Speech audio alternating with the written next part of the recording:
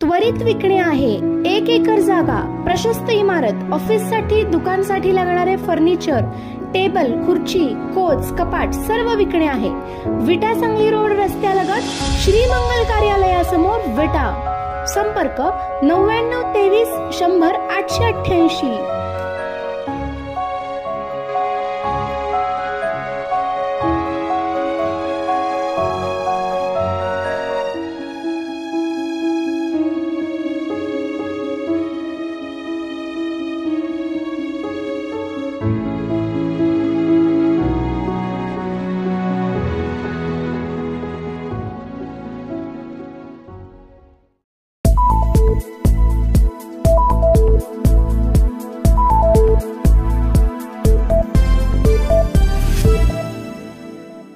रक्त सांडावे लागले तरी बेहत्तर, पहा खासदार विशाल पाटील काय म्हणाले।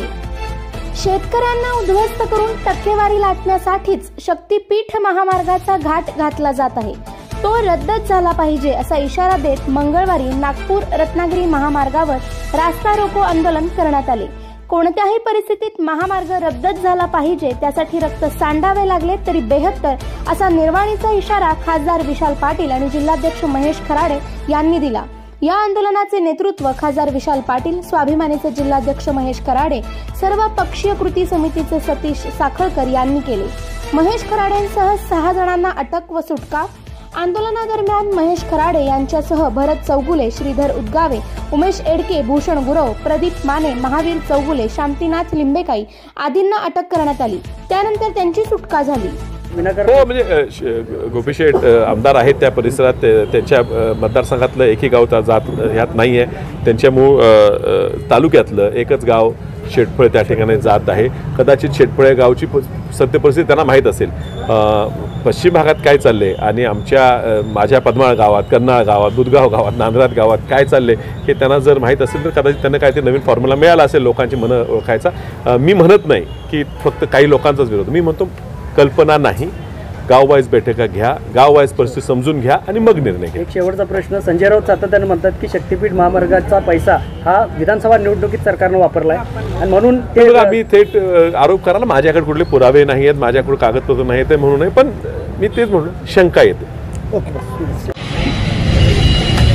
शक्तीपीठ महामार्ग रद्द झालाच पाहिजे या प्रमुख मागणीसाठी आज मंगळवारी रत्नागिरी नागपूर महामार्गावर अंकली या ठिकाणी प्रचंड असा रस्ता रोको करण्यात आला आणि या रस्ता रोकोमुळे रत्नागिरी नागपूर हायवे, कोल्हापूर हायवे हा जाम झाला।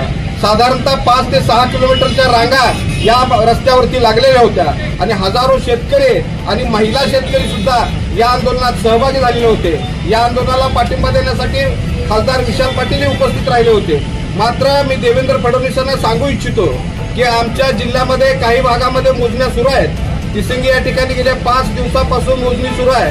शेतकरी प्रचंड विरोध करतायत, गयावया करतायत, शेतकरी रस्त्यावर आलेले आहेत, आया बहिणी रस्त्यावर आलेले आहेत, लहान मुलं रस्त्यावर आलेले आहेत आणि शेतकऱ्यांचा उद्ध्वस्त होत असताना संघर्ष सुरू आहे। आणि हा संघर्ष सुरू असताना सुद्धा जर गांधारीची भूमिका देवेंद्र फडणवीस घेणार असतील तर यापुढच्या काळामध्ये हा शेतकरी आज सनदशीर मार्गाने आंदोलन करत असेल तर या पुढच्या काळात हातात बंदुका घ्यायलाही तो कमी जास्त करणार नाही आणि त्याची किंमत या सरकारला मोजावी लागेल। आतापर्यंत आम्ही शांततेच्या मार्गाने हे आंदोलन सनदशीर मार्गाने, कायदेशीर मार्गाने लढतोय, पण आमच्या जमिनीत पिढ्या जपलेल्या जीवापाड काळ्या मातीवरती आम्ही प्रेम करतो। त्या काळी माती जर तुम्ही हिसकावून घेणार असाल तर हातात शस्त्र घेतल्याशिवाय, हातात बंदुका घेतल्याशिवाय आम्हाला पर्याय नाही आणि ती वेळ देवेंद्र फडणवीसांनी आमच्यावर येऊ देऊ नये अशा पद्धतीचा इशारा आम्ही या निमित्ताने देत आहोत।